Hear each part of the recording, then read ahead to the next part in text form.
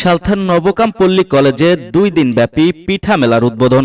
ফরিদপুরের সালথা উপজেলার নবকাম পল্লী কলেজে বর্ণাঢ্য আয়োজনে 2 দিনব্যাপী পিঠা মেলার উদ্বোধন করা হয়েছে।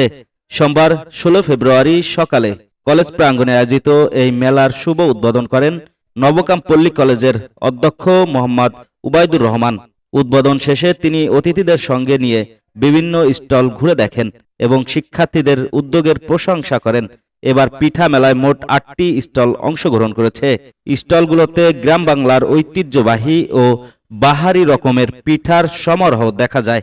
মেলায় চিতই পিঠা, দুধ চিতই, ভাপা পিঠা, পাটিসাপটা, পলি পিঠা, তেল পিঠা, মাংস পিঠা, মাছ পিঠা, তারা পিঠা, জামাই পিঠা সহ নানা ধরনের সুস্বাদু পিঠা প্রদর্শন ও পরিবেশন করা হচ্ছে। শিক্ষার্থীদের স্বতঃস্ফূর্ত অংশগ্রহণে মেলা প্রাঙ্গণ উৎসবমুখর হয়ে ওঠে।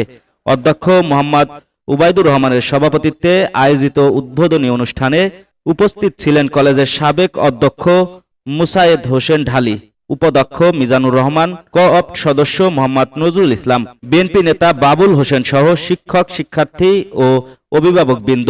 উদ্বোধনী বক্তব্যে অধ্যক্ষ মোহাম্মদ উবাইদুর রহমান বলেন, দেশীয় সংস্কৃতি ও ঐতিহ্যকে নতুন প্রজন্মের মাঝে তুলে ধরতেই এই আয়োজন।